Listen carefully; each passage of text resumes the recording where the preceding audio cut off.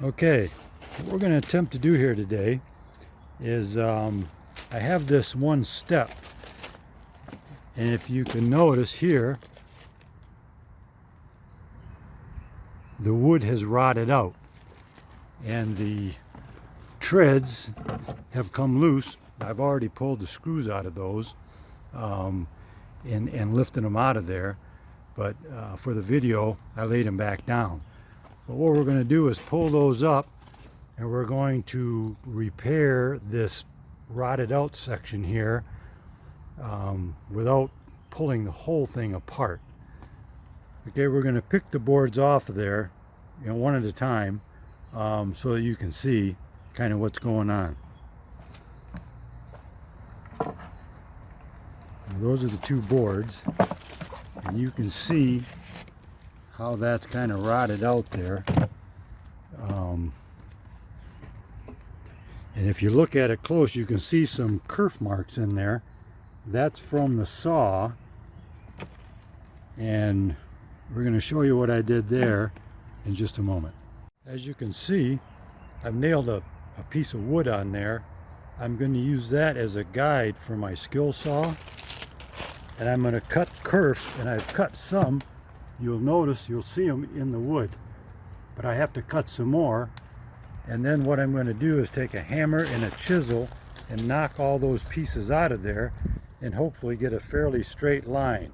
I may have to do a little other work on it, but it should give me a good start. I'm going to take the saw, and I'm going to use this as a guide, and I'm going to cut kerfs through that piece of wood all the way down. And hopefully the kerf marks are close enough together that I can just tap the pieces out with the hammer and the chisel.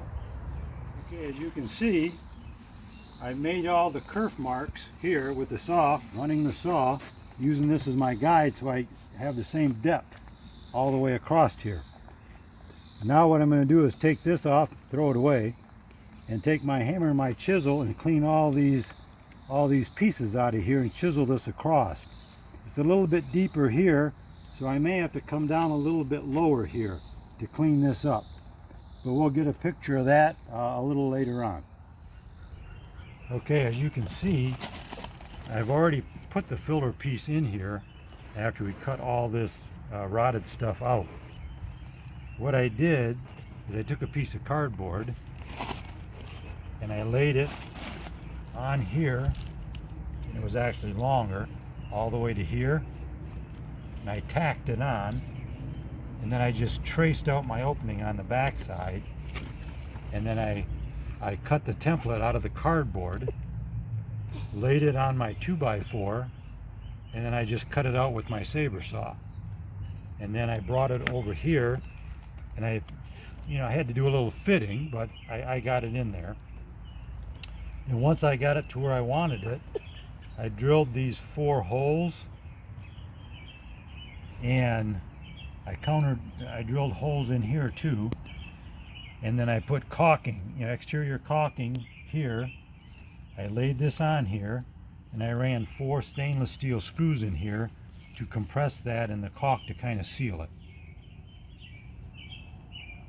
And hopefully that will give me obviously some new wood, but hopefully this will hold up for, maybe another 10 years, hopefully. And then from here, I'm going to go over to the other side. And as you can see over here, this is split right here. And I believe what caused that to split is over the years when the rainwater got in around the screws in the winter, and the snow would melt, and then it would freeze at night and expand and contract and expand over the years. It actually split this right along the line where I had the screws that were holding the treads down. So what I'm going to do here is I'm going to put another piece of wood on the inside here, and I got some bolts, and I'm going to put the bolts in, and I'm going to squeeze this together with the bolts. But before I do that, I'm going to squirt some exterior Elmer's glue in here.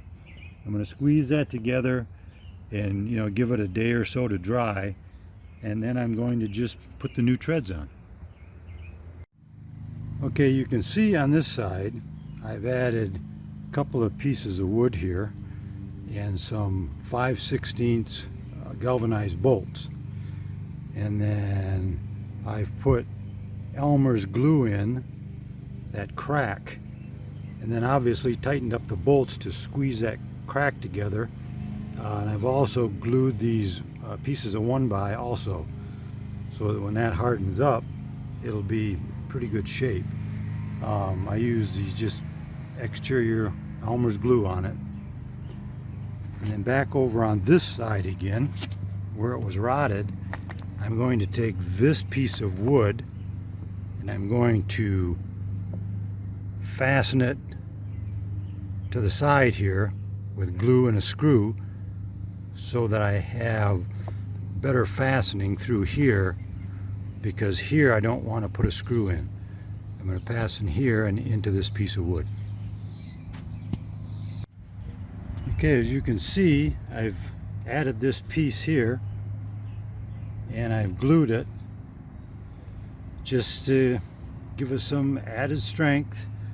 2 screws holding it in there.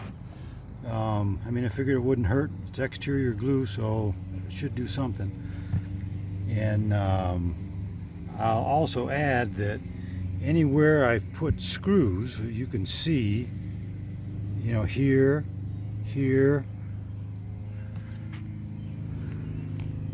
and eventually along here, I'm going to pre-drill those so that I have less of a chance of it splitting the wood. I think this split you see along here came from, this has been in here probably about 11 or 12 years, and I think it's from the winter time when the water runs down in there. The snow melts during the day, then at night when it freezes it expands and just keeps year after year pushing and pushing and pushing and actually split that wood. That's what I think it is. I don't know for sure. If I was to do this over again, I would actually lay a piece of tar paper on here, then put my steps down and then run the screws in, and possibly the tar paper might keep the water from soaking in. I don't know, maybe it would last longer. Well, this is the next day after I put these pieces in and bolted them and then put glue along that crack and kind of squeezed it together. I mean, you still see the crack there, but you know, I squeezed it together as much as I could, but it does give me a lot more surface to run screws into for the treads. And then of course this is the other side. That glue is dried already, you know, on this piece here.